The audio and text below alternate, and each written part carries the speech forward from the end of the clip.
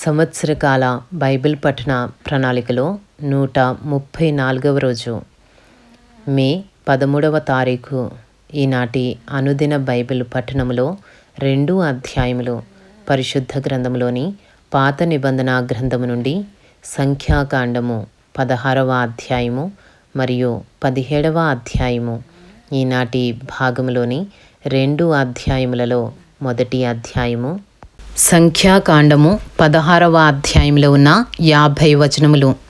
లేవీకి ముని మనుమడును కహాతుకు మనుమడును ఇస్హారు కుమారుడు నగు కోరహు రూబేనీయులలో ఏలియాబు కుమారులైన దాతాను అబీరాములను పేలెతు కుమారుడైన ఓనును యోచించుకుని ఇశ్రాయేలీలలో పేరు పొందిన సభికులను సమాజ ప్రధానులునైన 250 మందితో మోషేకు ఎదురుగా లేచి, మోషే అహరోనులకు విరోధముగా పోగుపడి, మీతో మాకిక పనిలేదు, ఈ సర్వ సమాజములోని ప్రతి వాడును పరిశుద్ధుడే, యెహోవా వారి మధ్యనున్నాడు, యెహోవా సంఘము మీద మిమ్మును మీరేలా హెచ్చించుకొనుచున్నారనగా మోషే ఆ మాట విని సాగిలపడెను. అటు తరువాత అతడు కోరహుతోనూ వాని సమాజముతోనూ ఇట్లనెను, తనవాడు ఎవడో పరిశుద్ధుడు ఎవడో రేపు యెహోవా తెలియజేసి వానిని తన సన్నిధికి రానిచ్చును. ఆయన తాను ఏర్పరచుకొనిన వానిని తన యొద్దకు చేర్చుకొనును. ఈలాగు చేయుడి, కోరహును అతని సమస్త సమూహమునైనా మీరును ధూపార్తులను తీసుకుని వాటిలో అగ్ని ఉంచి రేపు యెహోవా సన్నిధిని వాటి మీద ధూపద్రవ్యము వేయుడి. అప్పుడు యెహోవా ఏ మనుషుని ఏర్పరచుకునునో వాడే పరిశుద్ధుడు. లేవీ కుమారులారా, మీతో నాకిక పనిలేదు. మరియు మోషే కోరహుతో ఇట్లనెను, లేవీ కుమారులారా వినుడి, తన మందిర సేవ చేయుటకు యెహోవా మిమ్మును తన యొద్దకు చేర్చుకొనుటయు, మీరు సమాజము ఎదుట నిలిచి వారు చేయవలసిన సేవ చేయునట్లు ఇశ్రాయేలీల దేవుడు ఇశ్రాయేలీల సమాజములో నుండి మిమ్మును వేరుపరచుటయు మీకు అల్పముగా కనబడునా? ఆయన నిన్నును నీతో లేవీయులైన నీ గోత్రపు వారినందరినీ చేర్చుకునేను కదా. అయితే మీరు యాజకత్వము కూడా కోరుచున్నారు. ఇందు నిమిత్తము నీవును నీ సమస్త సమాజమును యెహోవాకు విరోధముగా పోగయ్యున్నారు. అహరోను ఎవడు? అతనికి విరోధముగా మీరు సనుగనేలా అనెను. అప్పుడు మోషే ఏలియాబు కుమారులైన దాతాను అబీరాములను పిలువనంపించెను. అయితే వారు, మేము రాము, ఈ అరణ్యములో మమ్మను చంపవలనని పాలు తేనెలు ప్రవహించు దేశములో నుండి మమ్మను తీసుకుని వచ్చుట చాలనట్టు మా మీద ప్రభుత్వము చేయుటకును నీకు అధికారము కావలెనా? అంతేకాదు, నీవు పాలు తేనెలు ప్రవహించు దేశములోనికి మమ్మను తీసుకుని రాలేదు. పొలములు ద్రాక్ష తోటలు గల స్వాస్యము మాకియ్యలేదు. ఈ మనుషుల కన్నులను ఓడదీయుదువా? మేము రాము అనిరి. అందుకు మోషే మిక్కిలి కోపించి, నీవు వారి నైవేద్యమును లక్ష్యపెట్టకుము, ఒక గాడిదనైనను వారి యొద్ద నేను తీసుకొనలేదు, వారిలో ఎవనికిని నేను హాని చేయలేదని యెహోవా యొద్ద మనవి చేసెను. మరియు మోషే కోరహుతో, నీవును నీ సర్వ సమూహమును అనగా నీవును వారును అహరోనును రేపు యెహోవా సన్నిధిని నిలువవలెను. మీలో ప్రతి వాడును తన తన ధూపార్తిని తీసుకుని వాటి మీద ధూపద్రవ్యము వేసి ఒక్కొక్కడు తన ధూపార్తిని పట్టుకుని 250 ధూపార్తులను యెహోవా సన్నిధికి తేవలెను. నీవును అహరోనును ఒక్కొక్కడు తన ధూపార్తిని తేవలెనని చెప్పెను. కాబట్టి వారిలో ప్రతివాడును తన ధూపార్తిని తీసుకుని వాటిలో అగ్ని ఉంచి వాటి మీద ధూపద్రవ్యము వేసినప్పుడు వారును మోషే అహరోనులను ప్రత్యక్షపు గుడారము యొక్క ద్వారమునొద్ద నిలిచిరి. కోరహు ప్రత్యక్షపు గుడారము యొక్క ద్వారమునొద్దకు సర్వ సమాజమును వారికి విరోధముగా పోగు చేయగా యెహోవా మహిమ సర్వ సమాజమునకు కనబడెను. అప్పుడు యెహోవా, మీరు ఈ సమాజములో నుండి అవతలికి వెళ్ళుడి, క్షణములో నేను వారిని కాల్చివేయుదనని మోషే అహరోనులతో చెప్పగా వారు సాగిలపడి, సమస్త శరీరాత్మలకు దేవుడవైన దేవా, ఈ ఒక్కడు పాపము చేసినందున ఈ సమస్త సమాజము మీద నీవు కోపపడుదువా అని వేడుకొనిరి. అప్పుడు యెహోవా మోషేకు ఇలాగు సెలవిచ్చెను, కోరహు, దాతాను, అబీరాముల యొక్క నివాసముల చుట్టుపట్ల నుండి తొలగిపోవుడని జనసమూహముతో చెప్పుము. అప్పుడు మోషే లేచి దాతాను, అబీరాముల యొద్దకు వెళ్ళగా ఇశ్రాయేలీల పెద్దలు అతని వెంట వెళ్ళిరి. అతడు, ఈ దుష్టుల గుడారముల యొద్ద నుండి తొలగిపోవుడి, మీరు వారి పాపములన్నిటిలో పాలివారై నశింపకయుండునట్లు వారికి కలిగినదేదియో ముట్టకుడి అని ఆ సమాజముతో అనెను. కాబట్టి వారు కోరహు, దాతాను, అబీరాముల నివాసముల యొద్ద నుండి ఇటు అటు లేచిపోగా దాతాను, అబీరాములను, వారి భార్యలను, వారి కుమారులను, వారి పసిపిల్లలను తమ గుడారముల ద్వారమున నిలిచిరి. మోషే ఈ సమస్త కార్యములను చేయుటకు యెహోవా నన్ను పంపెననియో, నా అంతట నేనే వాటిని చేయలేదనియో దీనివలన మీరు తెలుసుకుందురు. మనుషులందరికీ వచ్చు మరణము వంటి మరణము మీరు పొందిన ఎడలను సమస్త మనుషులకు కలుగునదే వీరికి కలిగిన ఎడలను యెహోవా నన్ను పంపలేదు. అయితే యెహోవా గొప్ప వింత పుట్టించుట వలన వారు ప్రాణములతో పాతాళములో కూలినట్లు భూమి తన నోరు తెరచి వారిని, వారికి కలిగిన సమస్తమును మృంగివేసిన ఎడల వారు యెహోవాను అలక్ష్యము చేసిరని మీకు తెలియననెను. అతడు ఆ మాటలన్నీయూ చెప్పి చాలించగానే వారి క్రింది నేల నెరవిడిచెను.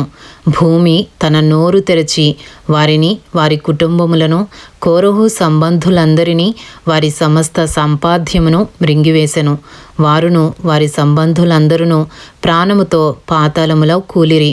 భూమి వారిని మృంగివేసెను. వారు సమాజంలో ఉండకుండా నశించిరి. వారి చుట్టూనున్న ఇశ్రాయేలీలందరూ వారి ఘోష విని భూమి మనలను మృంగివేయునేమో అనుకొనుచు పారిపోయిరి. మరియు యెహోవా యొద్ద నుండి అగ్ని బయలుదేరి ధూపార్పణమును తెచ్చిన ఆ 280 మందిని కాల్చివేశను. అప్పుడు యెహోవా మోషేకు ఈలాగు సెలవిచ్చెను, నీవు యాజకుడగు అహరోను కుమారుడైన ఎలియాజరుతో ఇట్లనుము, ఆ అగ్ని మధ్య నుండి ఆ ధూపార్తులను ఎత్తుము, అవి ప్రతిష్ఠితమైనవి. ఆ అగ్నిని దూరముగా చల్లుము.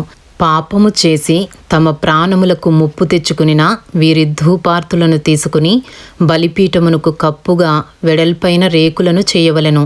వారు యెహోవా సన్నిధికి వాటిని తెచ్చినందున అవి ప్రతిష్ఠితమైనవి. అవి ఇశ్రాయేలీలకు ఆనవాలుగా ఉండును. అహరోను సంతాన సంబంధి కాని అన్యుడెవడును యెహోవా సన్నిధిని ధూపము అర్పింప సమీపించి కోరహు వలెను అతని సమాజము వలెను కాకుండునట్లు ఇశ్రాయేలీలకు జ్ఞాపక సూచనగా ఉండుటకై యాజకుడైన ఎలియాజరు కాల్చబడిన వారు అర్పించిన ఇత్తడి ధూపార్తులను తీసి యెహోవా మోషే ద్వారా తనతో చెప్పినట్లు వాటితో బలిపీఠమునకు కప్పుగా వెడల్పైన రేకులు చేయించెను. సంఖ్యాకాండము 16వ అధ్యాయము 41వ వచనము నుండి. మరునాడు ఇశ్రాయేలీల సర్వ సమాజము మోషే అహరోనులకు విరోధముగా సనుగుచు, మీరు యెహోవా ప్రజలను చంపితిరని చెప్పి సమాజము మోషే అహరోనులకు విరోధముగా కూడెను. వారు ప్రత్యక్షపు గుడారము వైపు తిరిగి చూడగా ఆ మేఘము దాని కమ్మెను, యెహోవా మహిమయు కనబడెను. మోషే అహరోనులు ప్రత్యక్షపు గుడారము ఎదుటికి రాగా యెహోవా, మీరు ఈ సమాజము మధ్య నుండి తొలగిపోవుడి, క్షణములో నేను వారిని నశింపజేయుదునని మోషేకు సెలవీయగా వారు సాగిలపడిరి. అప్పుడు మోషే, నీవు ధూపార్తిని తీసుకుని బలిపీఠపు నిప్పులతో నింపి ధూపము వేసి వేగముగా సమాజమునొద్దకు వెళ్ళి వారి నిమిత్తము ప్రాయశ్చిత్తము చేయుము. కోపము యెహోవా సన్నిధి నుండి బయలుదేరెను. తెగులు మొదలుపెట్టెనని అహరోనుతో చెప్పగా మోషే చెప్పినట్లు అహరోను వాటిని తీసుకుని సమాజము మధ్యకు పరిగెత్తిపోయినప్పుడు తెగులు జనులలో మొదలుపెట్టియుండెను. కాగా అతడు ధూపము వేసి ఆ జనుల నిమిత్తము ప్రాయశ్చిత్తము చేసెను. అతడు చచ్చిన వారికిని బ్రతికియున్న వారికిని మధ్యను నిలువబడగా తెగులు ఆగెను. కోరహు తిరుగుబాటున చనిపోయిన వారు గాక 14,700 మంది ఆ తెగులు చేత చచ్చిరి.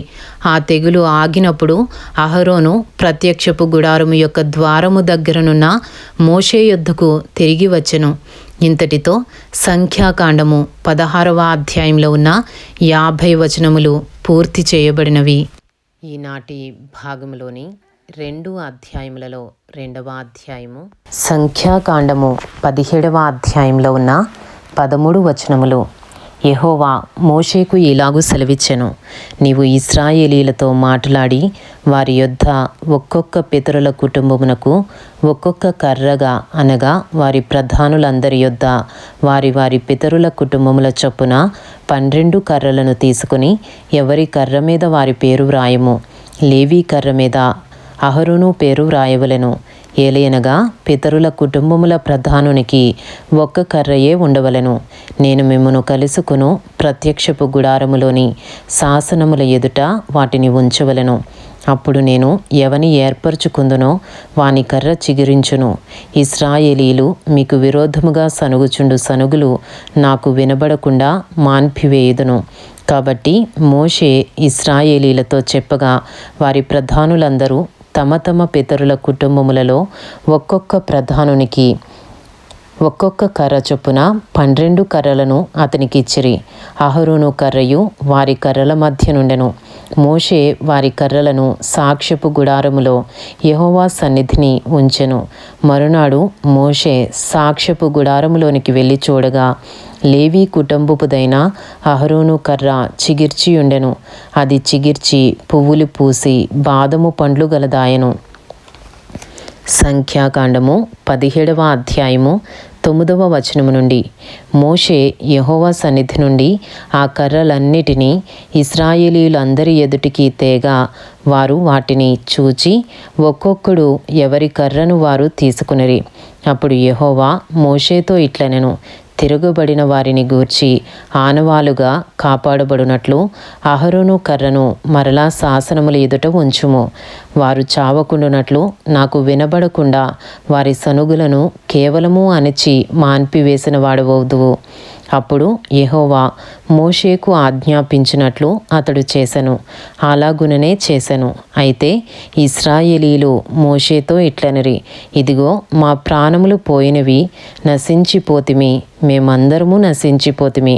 యెహోవా మందిరమునకు సమీపించు ప్రతివాడును చచ్చును, మేము అందరము చావవలసి ఉన్నదా అని పలికిరి. ఇంతటితో సంఖ్యాకాండము 17వ అధ్యాయంలో ఉన్న 13 వచనములు పూర్తి చేయబడినవి. ఈనాటి భాగంలోని 2 అధ్యాయములు సంఖ్యాకాండము 16వ అధ్యాయము మరియు 17వ అధ్యాయము పూర్తి చేయబడినవి. Thank you lord.